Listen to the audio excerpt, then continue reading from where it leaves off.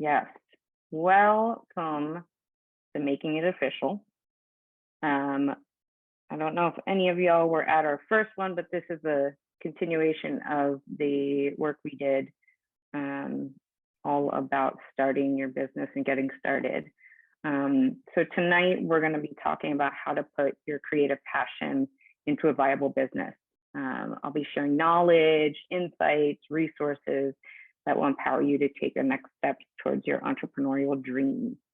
And my goal with this workshop is to equip you with the essential tools, strategies, and confidence you need to navigate this complex process of starting and running a small business.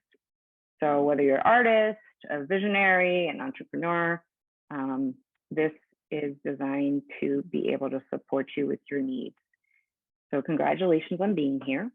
I'm really excited to see how this magic creates. Ooh, I hope you like my little, I decided to step it up a notch and add some little like mini GIF things.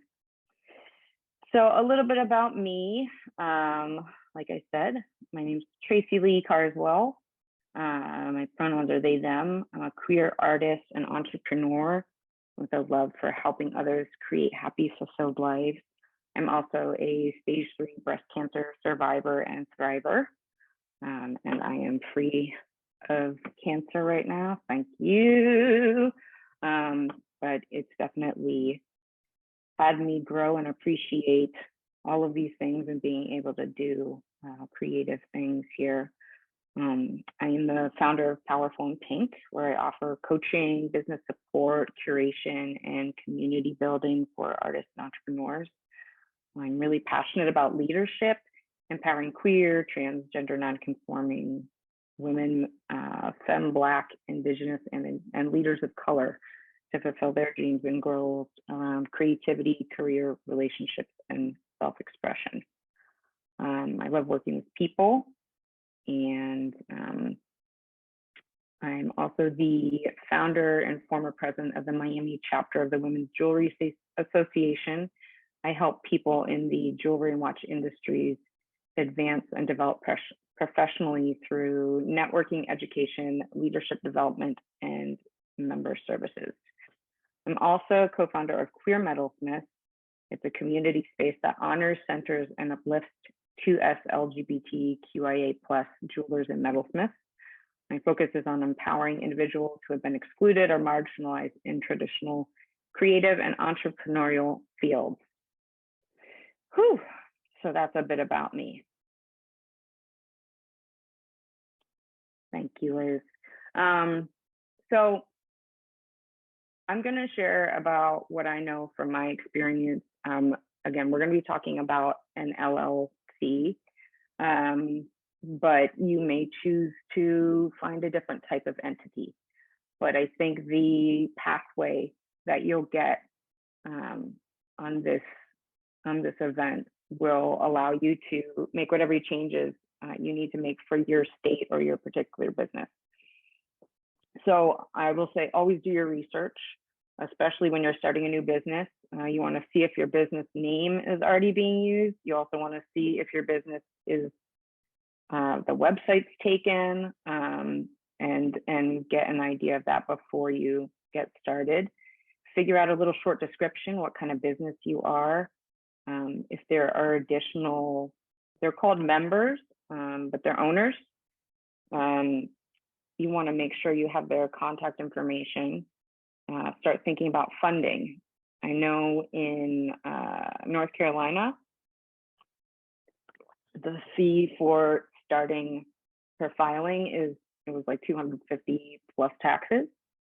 So these are things you're gonna keep in mind. There's gonna be some fees. You want to make a plan. I put public information. Keep in mind that you're going to be putting information on paper that anybody can find. So having an email address, having a physical and mailing address, you'll need an actual physical address, and a phone number. You can use Google Voice. That's what I do. So, and then getting organized. There's you want to be able to, it's easier to get organized at the beginning and then keep that organization going in a regular way than it is to try and figure it all out and then try and organize it as you're growing and building your business.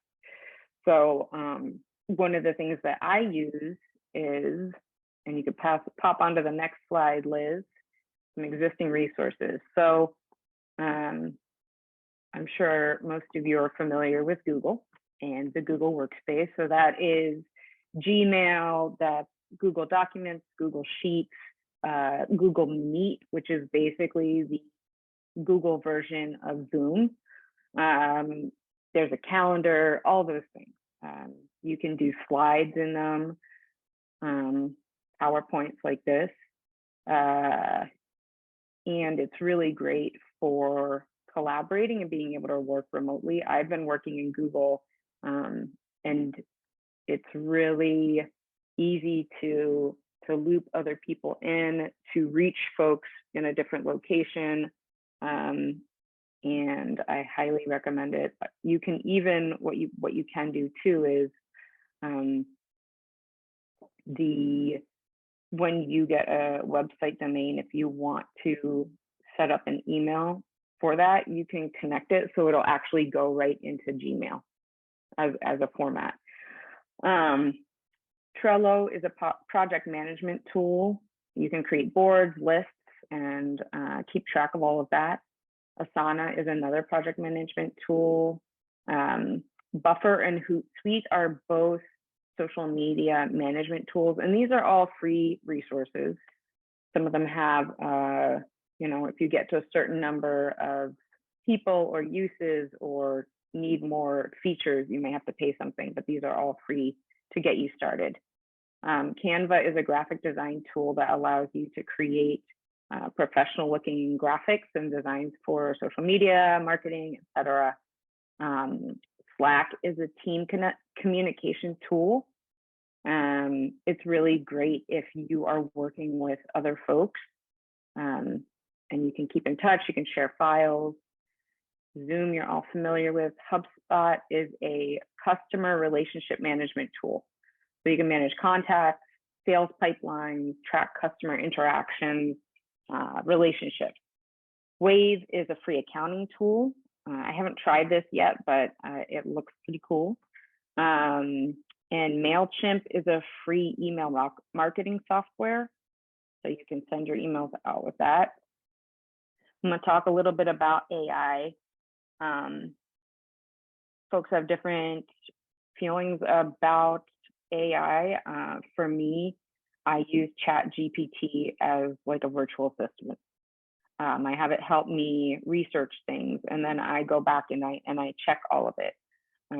But if that's something that could be helpful for you, ChatGPT is a conversational agent that's designed to answer questions and provide information.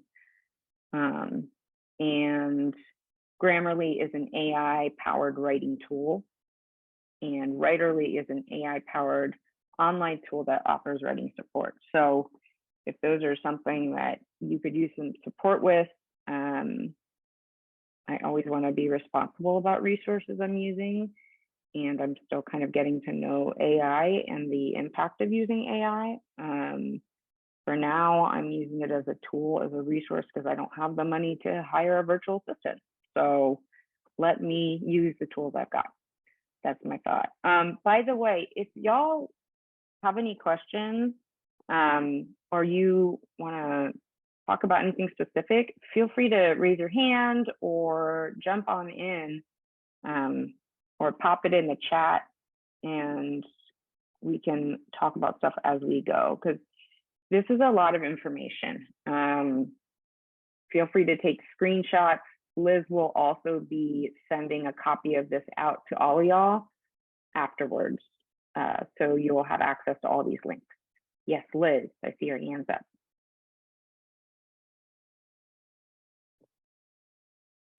Hello, I was wondering, could you please tell me, I didn't quite catch, what's the difference between Writerly and Chat GPT and Grammarly. Okay, so Chat GPT is it's a conversational agent. So you have to input some sort of like you ask it to act as a certain type of let's say you were writing a book and you wanted an editor. So you would say, act as an editor and review this section of my book and let me know if there's any strange sentences or anything sounds wrong or like that. And it'll go, okay, let me do that. Writerly and Grammarly are going to go through existing things and provide you with the corrections for you to make. Chat GPT really kind of, it's all about learning how to use the prompts and asking it to do tasks for you, and it'll do tasks for you. You know, like go find me the top 3 chiropractors in Asheville, and it'll go and it'll find them. So it's a little bit like Google, but it's also beyond that. I recommend doing a little research and seeing if it's something you want to try. Because for me, it's been really helpful because sometimes I get ideas and I have a bunch of ideas and I don't know how to put it together. So I put it together in Chat GPT and it helps me make sense of things. And then I take it off and I edit it and make it mine, but I use it as a tool. That was a really long answer and may not have provided full clarity, Liz, but any of it, did that help make a little more sense? It did. Thank you very much. Sure thing. Yeah, so just, just pop in. I know it's a lot of information. Like I just want you guys to have as much info as possible so that you can come back to this and do it at your pace. All right, you ready? Next slide, my friend. All right. So again, there are different types of businesses. I recommend you do your research and see what the best type of business is for your business and the type of products you're selling or services you're providing. I've been doing an LLC here and when I was in Florida. It's a limited liability company.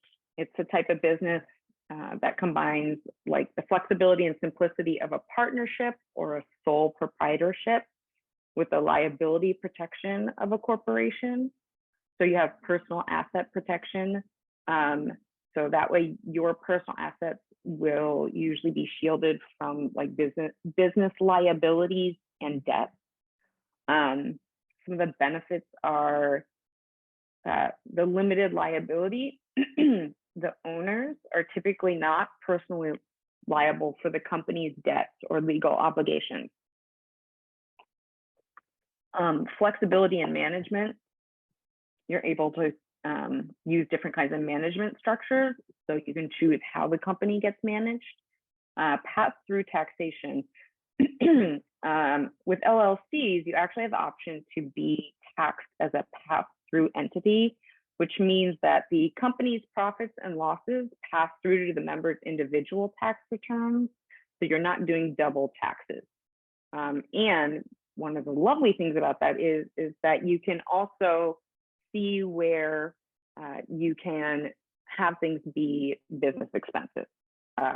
Part of your rent can be business expenses. If there's a room that you use, your internet can be a business expense. If you're driving around going places, those are business expenses. So LLC is great for that. Here's what you need to actually form an LLC. Pick your name, select a unique name that complies with your state's naming requirements, make sure it's available. You can usually go to the Secretary of State for your state, file articles of organization with the state, prepare and file the documents. You can usually do it online pretty quickly. Let's see, and that establishes your LLC as a legal entity. Obtaining an employer identification number. This is your unique identifier for your LLC for tax purposes. The last thing is make sure you register for state and local taxes.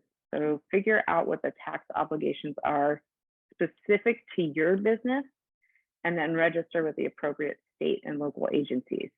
So that might be sales tax, employment tax, registration. We'll talk a little bit more about this as we get a little further. All right. Dun, dun, dun. Next one, Liz. I see your hands up, Liz. What's this? I was wondering, does it cost any money to register for the state and local taxes? I don't know the answer to all of that. It's a great question. Usually what you're doing is you're just putting yourself in the system. When you sign up for taxes, it's usually just putting yourself in. There may be other funds or fees.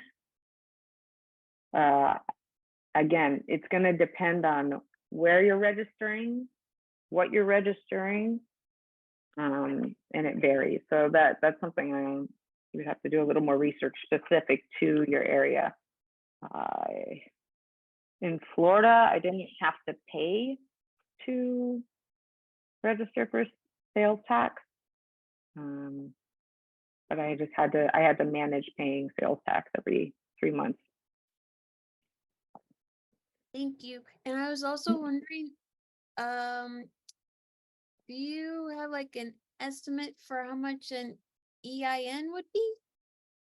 So you get that when you file your articles of organization. Okay, cool. Thank you very much. All right, I'm going to the next slide now, unless anybody else has questions. Oh, G has, what is pass-through taxation? Okay, so here's where I'm gonna say, I highly recommend when it comes to things like this, always check in with a tax professional. It's kind of like, like I'm not a doctor. I can't prescribe. I'm not a tax professional. I do a lot of research so that I can find out information. And the information, what pass-through taxation is. So LLCs can be taxed as a pass-through entity. So the company's profits and losses actually pass through to the members' individual tax returns. So you're not getting taxed for your personal work and your business. Did that help clarify a little bit, G? It makes taxes easier. You can combine your personal and your business. That's the... Okay, yes, thank you. Sure thing. I know. The tax stuff is, the tax stuff and the money stuff for me is like, I do it because that's what you got to do, but it is not the fun part that I enjoy learning about, but do what you do. All right. So these are some great resources for you. SBA is the Small Business Administration. They have free resources, advice on topics like starting a business, managing finances, applying for loans. They offer workshops, online training courses, and all of it helps entrepreneurs build financial skills and knowledge. The local small business development centers are through the Small Business Administration and funded by the SBA. They offer free or low-cost training, counseling, resources to small business owners, provide assistance with financial planning, bookkeeping, and accessing funding. SCORE is a nonprofit organization that provides free mentoring and education to small business owners one-on-one mentoring, workshops, webinars, financial planning, bookkeeping, cash flow management. The U.S. Chamber of Commerce, they provide information, tools, and advocacy to support businesses of all sizes in their growth and success.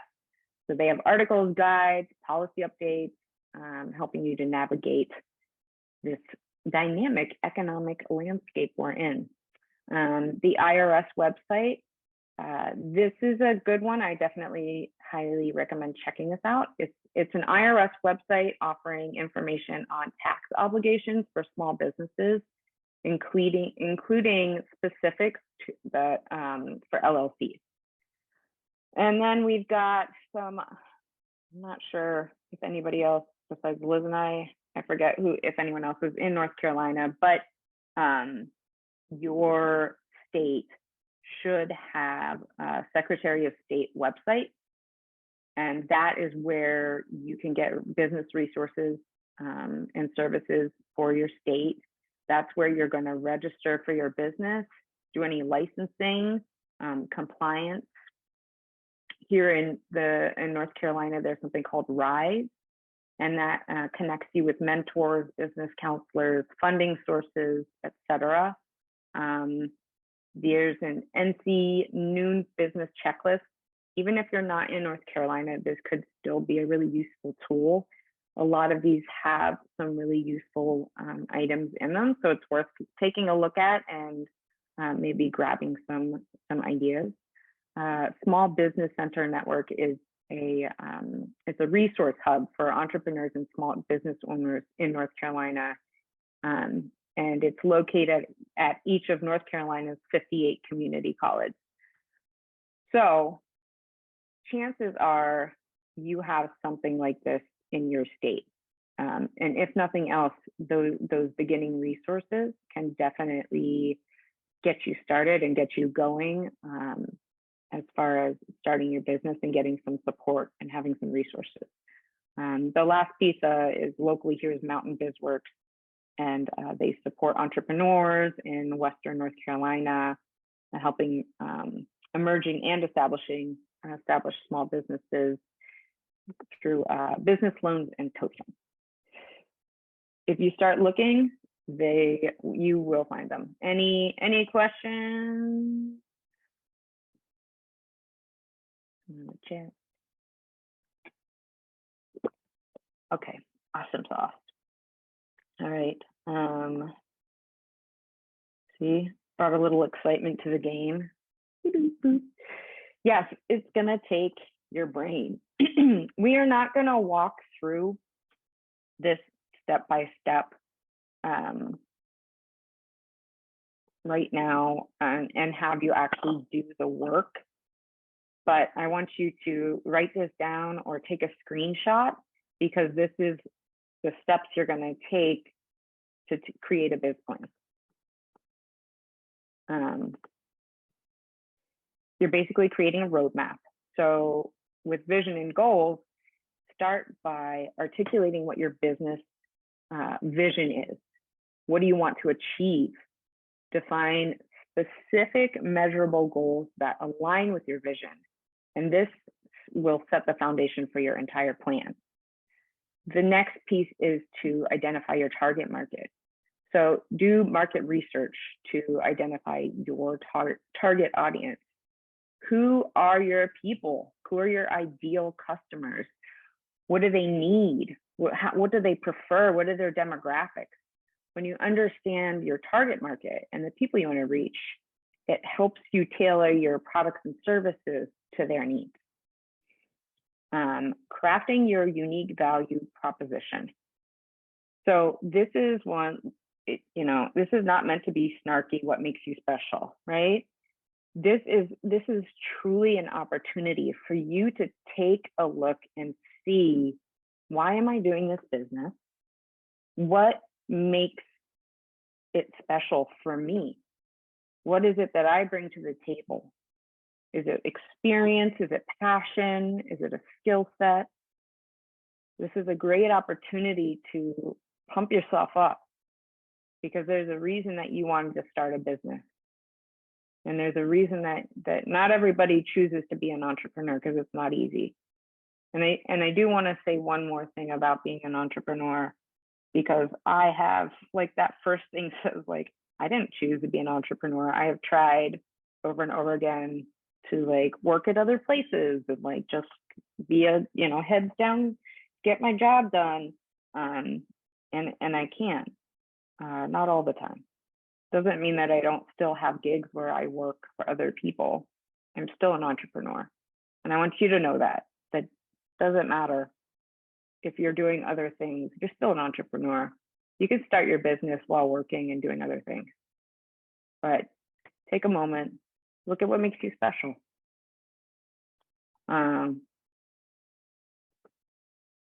Any questions on that part? I know it's a lot. All right, ready to pop on to the next one? So developing a marketing strategy. So you want to outline how you're going to reach and engage with that target market that you figured out. Think about online and offline marketing tactics that align with your resources and budget. Again, you've got some of those free tools that we talked about earlier. You can use cost-effective strategies like social media, collaborations, and leveraging your existing network. The next part is to create an operational plan. What does your day-to-day operations of your business look like? What is your product or service delivery process? How do you manage inventory? How do you manage customer service? And in this area, you want to also look at, do you have any resources or partnerships that you need to execute your operations effectively? This is your structure. This is like you building the frame of your business. Setting financial goals and budget. We're going to talk a little bit more about this, so we'll get into it a little bit more. But you want to figure out what are your revenue goals, and then you create a budget to help guide your financial decisions. Think about startup costs, ongoing expenses, pricing strategy. Be realistic and conservative in your financial projections, especially in the early stages of your business. And I want you to remember that your business plan is a kind of a living document that can evolve over time. So this is just getting you started. Start with a simplified outline. As your business grows, you can refine it, you can expand it, each section. And don't be afraid to seek guidance from mentors, coaches, small business resources to support you in this process. I really want you to get out of this whole workshop is that you're not alone. Even though you're the one this is your business and you're kicking it off and making it official, you're not alone. There are so many resources out there, and there are people in your network who will support you and want you to win. And if there aren't, then it's time to build some new community, and we'll talk a little bit more about that too. All right, ready for the next slide, Liz? Anybody have anything they want to ask or say about that last little bit? Okay, cool. All right. Making a financial plan. All right, so again, we're going to be walking through this really quickly. Again, you'll need to sit down and do the work, right, for your business. So here are a few steps. So first is define your financial goals. So clarify what your financial objectives are for your business. What do you want to achieve financially? Set those specific and measurable goals like revenue targets, money coming in, profit margins between what came in and what went out, or savings goals, planning for building the business. having those goals helps give you direction and focus in your actions. Estimating your startup and operating costs. So look at the expenses you'll need to cover to start and then run your business, like startup equipment, licenses, marketing materials, and then ongoing operational expenses like rent, utilities, supplies, marketing. This is why, having done that business plan beforehand, you've now got an idea of some of your needs, right? What your operations look like, what your marketing looks like, how much money are you going to need for those things? Calculating revenue streams. So how are you going to generate income for your business? You've got to look at products, your services, your pricing strategies, how many sales or how many clients you need to have to achieve your financial goals. Be realistic. Consider what's happening in the market and what competition is out there. Track and monitor your expenses. So one of the ways that you can do this, it can be as simple as using a spreadsheet, or you can use accounting software. You just want to categorize your expenses so that you understand where your money is going, and then look at where those areas that I could save potentially, or maybe I could optimize costs. Creating a budget. So now that you've got all these numbers based on your estimated costs, so what's going out, what's coming in, your revenue projections, you want to develop a budget that aligns with your financial goals. So put funds to different expense categories. Prioritize what are those more essential expenses. Maybe there's some tool or piece of equipment or software that you need, but you can wait. So maybe that's something that gets put aside for the future, right? You know, you have to have some other things first. Always leave room for unexpected costs and things happening, because they will. Here is a key. It is all about creating structures, being organized. And what I do is I use my calendar, because I am ADD and I have trouble focusing and remembering things. I have a terrible short-term memory. So I've learned that what works for me is to use existing tools like my calendar that have multiple reminders. So when I want to do something, I put it in the calendar.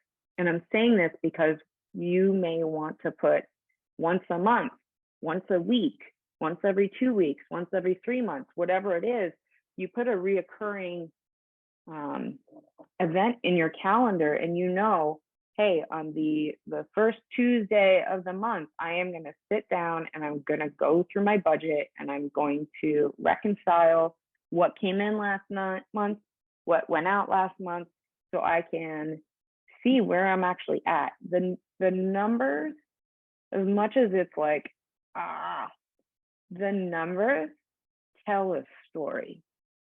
And when you look at what's coming in and what's going out, you can really see where you need to tweak your plan and your action.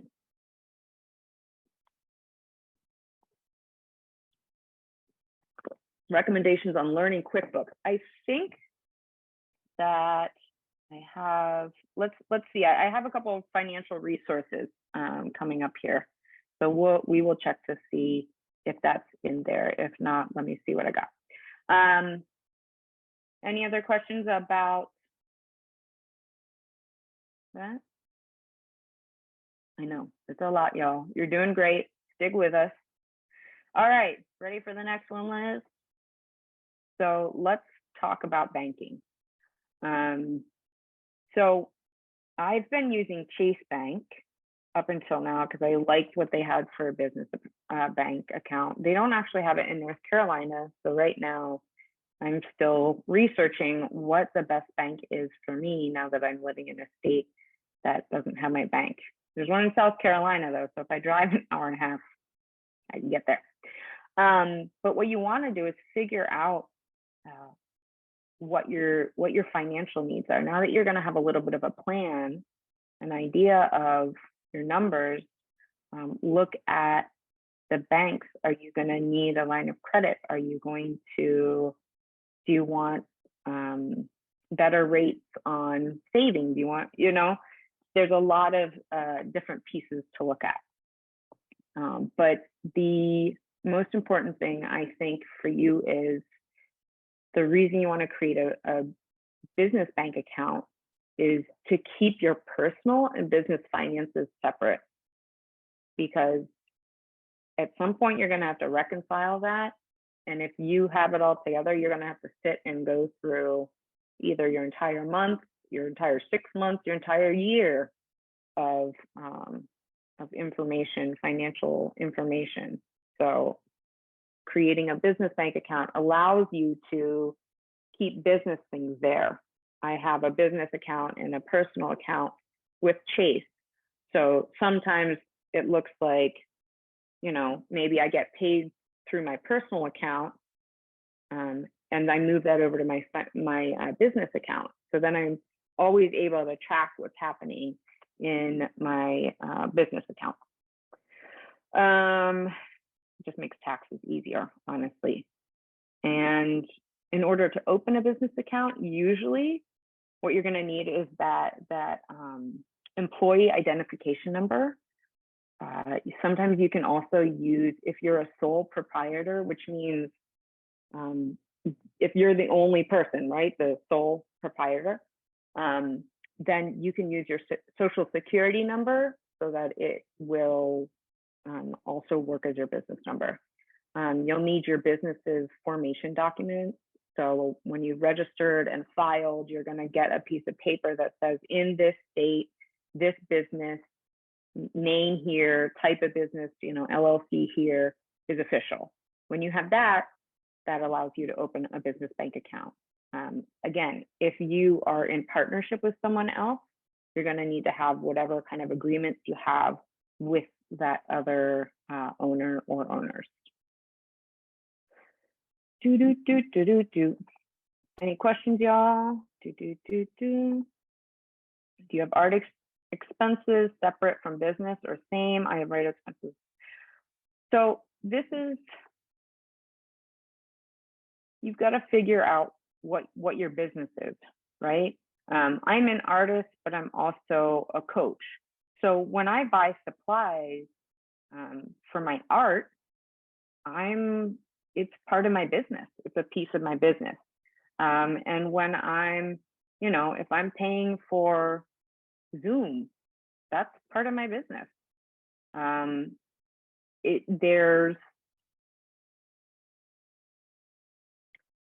There's some flexibility. Really, it's up to you. Ultimately, you want to look at, if I ever got audited, am I going to be able to be like, yeah, that was a business spend? And again, if it's small amounts of money, I wouldn't, worry about that as much. But it also helps you with your taxes if you have business expenses.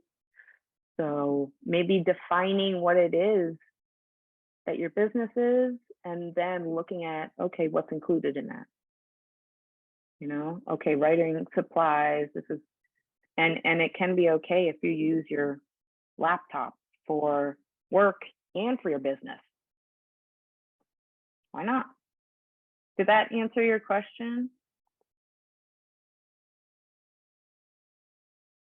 Aaliyah? Cool.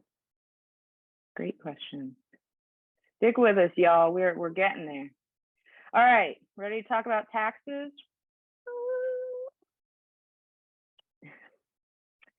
Oh, David. So I'm going to say this again. I highly recommend, especially for being a new business, that when it comes time to do taxes, get a professional. Find I'm going to share some more resources for you, and suggested places that you could probably connect with some LGBTQ supportive and inclusive professionals. But it's again all about staying organized. If you have your information in one place, you have it in a Google Drive folder, you have it in a document, you have it in a spreadsheet. If you keep it all together and you put that in front of someone else, they will help you make sense of it. And as an entrepreneur, you've got to figure out where it is that you want to put your time and where you want to put your money. Sometimes you might be able to do something, but just because you can do something doesn't mean it wouldn't take less time, less of your time and less of your effort trying to read it and figure it out, that could be used to help move the business forward, and investing in getting support or using existing free resources. That's my thought, especially when it comes to taxes, because you just don't want to mess around with it. You don't want the IRS or your state taxes coming after you. Nobody needs that stress. So I wanted to talk a little bit about some different kinds of taxes.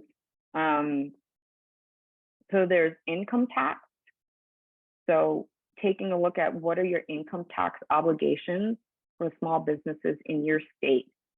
There are different tax forms, like the 1040 form or Schedule C, that you may need to file as a sole proprietor or a single member LLC. What that means is, when I get hired by someone, I sometimes have to fill out an independent contractor, which is like a 1040 form. And it's basically like you're responsible for your own taxes, but you're still going to get a form from the person who paid you, but you're responsible for the taxes. And again, like, this is not an area where I'm an expert. This is information I found doing research and my own experience, but always don't be afraid to ask for help. Self-employment tax, which is Social Security, Medicare taxes for those who are self-employed. You want to calculate and then put aside a portion of your business income to cover these taxes. Sales tax. So depending on what you're selling, you need to check to see if your business needs to collect and remit sales tax. When I've sold jewelry, I've had to pay sales tax on that. I had to do that in Florida. And depending on what you're doing, you want to do the research and figure it out. And then if you're not sure, check in with a resource. And then let's see, like I said, record keeping and bookkeeping. Keep track of stuff. Even if it's not pretty, don't worry about it. Just find a place to house stuff and then just always house it there. Find a physical place, a folder, a box. Okay, I put my business stuff there, at least in one place. Do that digitally too, and make a folder in your cloud. Put your business stuff in there. Let's see. So, like I said, this is very complex, and you want to stay updated. So I highly recommend consulting with a tax professional for guidance when it comes time to file taxes. All right, I know it's a lot. The number of times the word tax is on that page is making my eye twitch a little bit. Any questions, y'all, about this? Is 600 usually the qualifier for the contractor tax form 1099? I'm not sure, Liz. I would have to research that. I don't know what the exact amount is. I'm also not totally sure about North Carolina versus Florida, because I've been in Florida doing most of this stuff. So I would say, yeah, I would double check. All right, so these are some resources. The Financial Literacy Foundation course is from Intuit. Is Intuit part of QuickBooks, or are they two separate things? I can't remember, but I remember someone was asking about QuickBooks. This might be a place to start. So it's a course and it teaches basic financial literacy skills like budgeting and saving, and then provides tools for managing your personal and business finances through Intuit. National Endowment for Financial Education. It's a nonprofit organization, and they provide educational resources and tools to help individuals with their financial decisions, and resources for small business owners. The Financial Management for Small Business from the SBA. This course is, it has an overview of financial management concepts and best practices for small business owners. The Verizon Small Business Digital Ready is a program that provides online training and resources to help small business owners improve their digital skills and establish an online presence. The Local Initiative Support Corporation is an organization that provides financial and technical assistance to small businesses and underserved communities with a focus on promoting economic development and job creation. And then there is the Venmo Money Talk series. It's a video series that provides practical advice on managing personal finances, including budgeting, saving, and investing. So these are some places, if you don't know about money personally or for your business, these will help you learn. Any questions?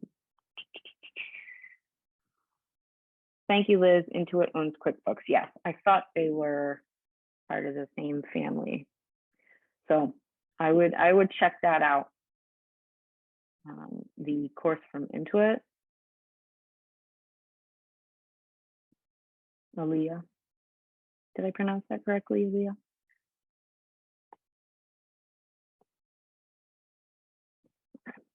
Cool. And again, we will make sure you get a copy of this so that you have the actual links. Good.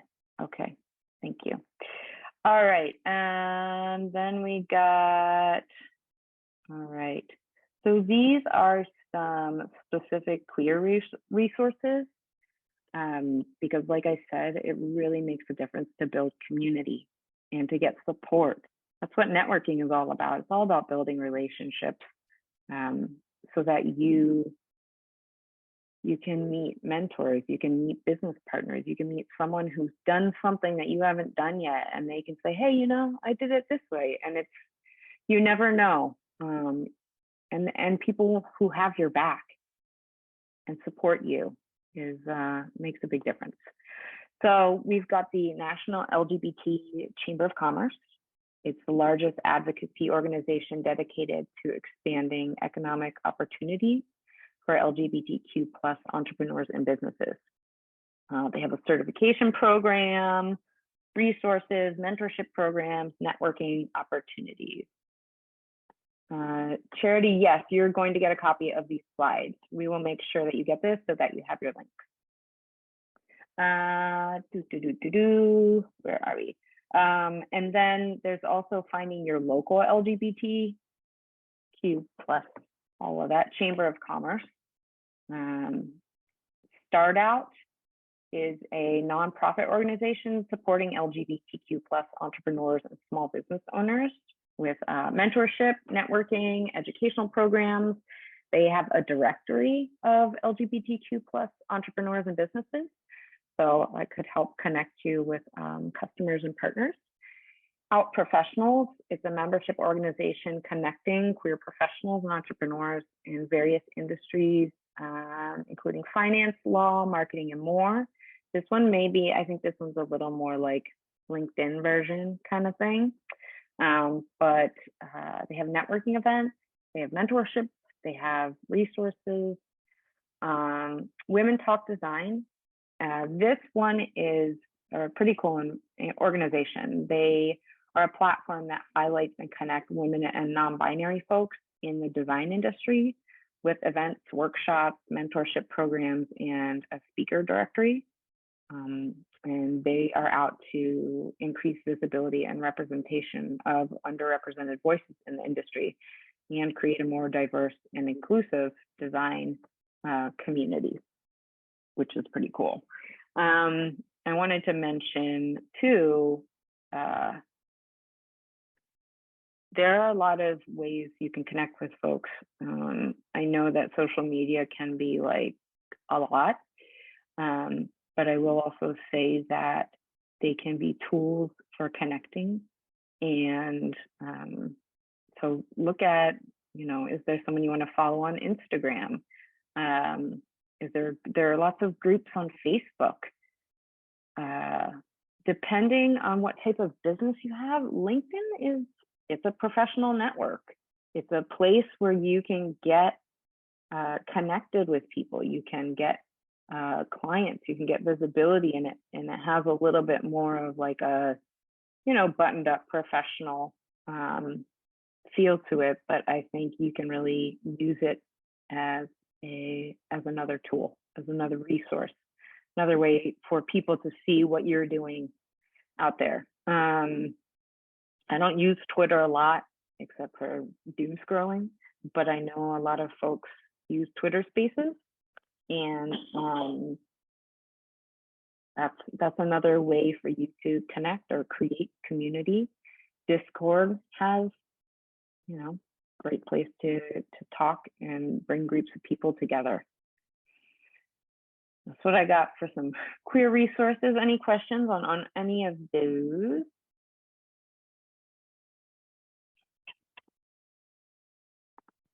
All right. I've got some Instagram resources. Yes, Liz. I see your little hand up. What's up?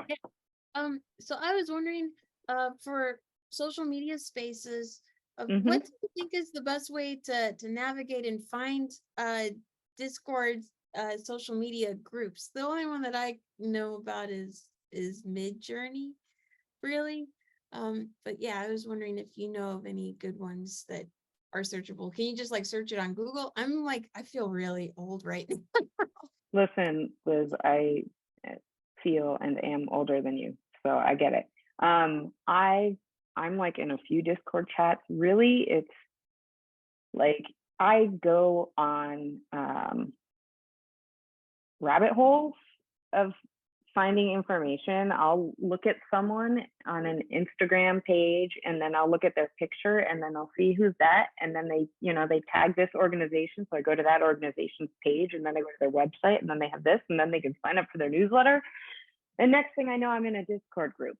So I don't have a specific suggestion, but Google it and find people that you like what they're doing and reach out to them, ask them. I think Reddit is a place you could ask about Discord. I forgot to put Reddit on here, but that's another place that you can, it's not so much a business resource, but that's what I got for you, Liz. It was great. Thank you very much. You're welcome, darling. All right.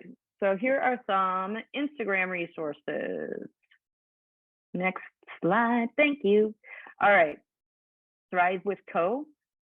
Coaching and mentorship for entrepreneurs and small business owners.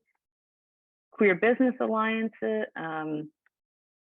Y'all see resources, networking, queer and trans entrepreneurs. Everywhere is Queer. So they have a map where you can actually put your queer business on their map, and they're looking to build a big map as much as they can. So that's something where you can go there, and that way folks need to find you. I am going to say this, that right now We know that the political climate is pretty intense, pretty fucking awful. Sorry, but it is. So again, when you are building a business and you're putting your email, your address, your phone number out there, keep in mind what's public. Just keep in mind what you need to do to keep yourself safe. You know, if you're comfortable, great. I just want to put it out there. You know, something like this is great visibility, and you know, sometimes, yeah, that's all I got to say. Anyway, keeping it moving. Queerency, they are great. They do. I get like their weekly email, and they're kind of like all the queer business entrepreneur things that are happening. And they have different events and lives and things like that that are really helpful. And they have queer guests who come on, and sometimes connect you to other folks too. Trans Empowerment Project is for trans and non-binary folks in entrepreneurship. Trans Tech Social, if you know Angelica Ross from Pose, she, I think, is one of the co-founders, and it's all about tech. So if you or someone you know is in tech, that is a great resource. They also have resources and etc. for sorry, my brain just went, phew. They also have, like, I think they have a grant that they offer. So are any of them queer, trans, BIPOC specific? None of them are specific to, yes, some of them are run by queer, trans people of color. So Lesbians Who Tech is, they do, Queerency is, Trans Tech Social is,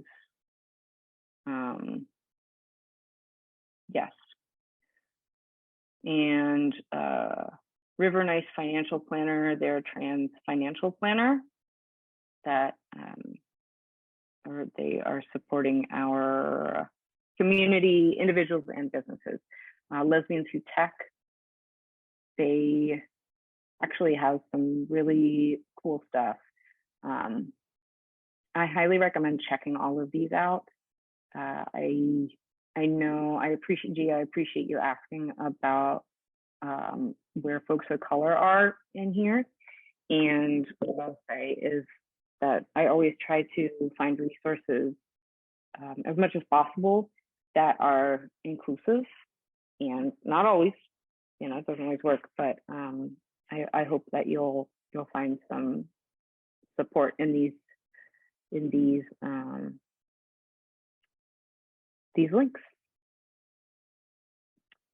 Anybody else? Any other questions? You're welcome. All right, wrapping it up. So these are kind of my tips and tricks, right? Always do your research. Get organized, stay organized. You do not have to reinvent the wheel. It's quite possible that there is a free resource out there to help you. And it is quite possible that there is money out there too. During my illness, I spent a lot of time reading and figuring out where you can look for money when you can't do anything to earn money. And you can find grants, and you won't always get them, but you will discover a lot about your business and yourself in applying for those grants, and it'll help you get clarity. And then sometimes you do get some money too. So there's money out there. Make a plan, make a business plan, make a money plan, make a budget, ask for support, build community. You don't have to do this alone, and go make it official. I want to remind you too to allow yourself to learn and make mistakes. Be nice to yourself, take care of yourself. That's part of growing and thriving. And those are kind of if I were to put it all in bullet points, all that we just talked about is what I got for you. And there's one more little slide. Yes, we can talk about MailChimp. Quickly, I just want to say, and then we can do a little Q&A. You've got my contact information. Feel free to email me, text me, call me, reach out to me on Instagram or LinkedIn, or let's see, where else? Also, I wanted to offer, as you know, I'm a business coach. So I wanted to offer that everyone who's on this call and, any folks who signed up for this event, I'm offering a free 30-minute call, and I'd be happy to answer questions, help you get, situated, and because I really want you to succeed. And then if you are someone who does want to do coaching, I do individual and group coaching. I also think it's something that everybody should have access to. So I am able to work on a sliding scale with folks, and we can talk about that. But I just wanted to let you know I'm here. So if you don't get all your questions answered, or looking through all of this brings up some more questions, shoot me a text. Let's find some time. Send me an email. Find some time, and I'm happy to work it out with you. That's what I got. All right. I see some questions about MailChimp. Any other questions? A couple of people about MailChimp. All right. Charity, what would you like to learn about MailChimp? What's your question? Okay, so I have actually an extensive mailing list, and I was using MailChimp. But what I quickly realized was that every single time I sent anything through MailChimp, even if it wasn't very often, and my mailing list when I was still using MailChimp was less than 500 emails, and it's over that now, so I can't use the free MailChimp. It's just not been worth me to pay for it, but partly because I realized that anytime I was sending things out, it just goes to the promotions folder, and I don't know a single person who reads those emails. Yeah. So I'm just wondering, why would it be useful to use MailChimp? And is there a way, there's something that I'm missing about how to use it to avoid that? Because it seems like I have this possible huge resource that I could use, but it isn't going to be very helpful if it just goes to people's trash. Yeah, I get that. It's super frustrating. It's one of those things where I don't have an easy answer for that. It's one tool in reaching your folks. I would say that I don't know about you all, but I have been curating my emails a little bit more because I'm tired of getting all the stuff that I don't want to get. And I think I'm learning that the way to stay connected with folks that I'm connected with on social media, because we don't know if that's gonna change, is to do a newsletter. I don't have an easy answer, Charity. It's really, I don't know the secret trick. I think emailing consistently helps. I think having people subscribe helps. In the email, you can make sure, but yeah, we get so many emails. I don't have an easy fix, Charity. I'm sorry. Bummer. But let me kick that around a little bit for a second here. Let me think about that. Other resources. I see your hand up, Liz. What's the Hello, I was looking it up while y'all were chatting, and Oh there my was God, I love you. I love you too.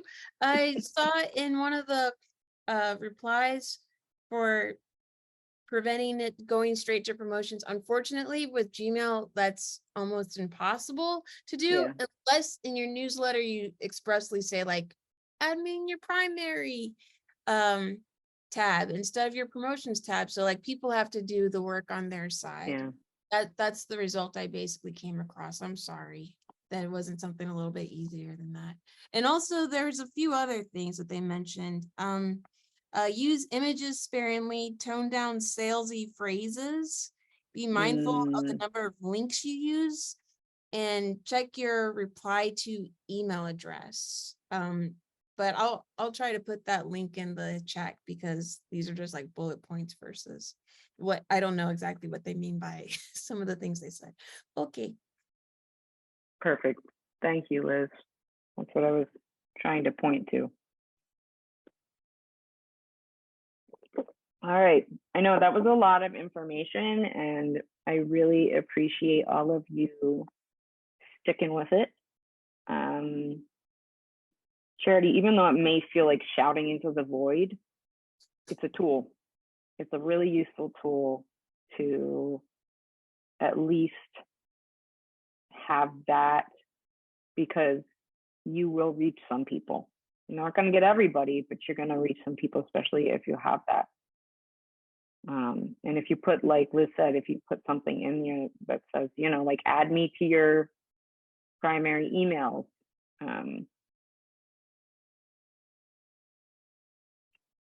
Any other questions, y'all? All right. Thanks so much. I'm going to pass it over back to Liz. I really thank you for sticking with me in this. This was a full set of slides and information, and I know it was a lot. We'll make sure you get a copy of it. And then if you have some other questions, hit me up. I'd be happy to help. Thanks, Liz. Tracy, I just want to say thank you so much for taking the time to go through the muck of starting up a small business and creating these wonderful presentations. We are indebted to your dedication, and I really, really appreciate it. And also, I'm so happy that we're able to share these slides. We also have the slides from the previous workshop that I'm happy to share. And also, I'm going to put this video as well as the previous video online. We'll put this in the chat as well so you can so folks can go and copy and paste this. But like I said before, I'm going to do a follow-up email so everybody can check out the slides, click on the hyperlinks, which is very exciting. And I'll have the videos in the email as well. And once again, thank you so much, Tracy, for helping us out with this. And it just makes me think of that old famous and classic adage that that Lizzo has shared with us: when I shine, everybody's going to shine. So this is a wonderful way to just bring up the community, give some people some agency over their business, their goals, and hopefully the lessons that you were giving to us, we can go and share with other folks and create you know, just some ways of wealth and knowledge within the community.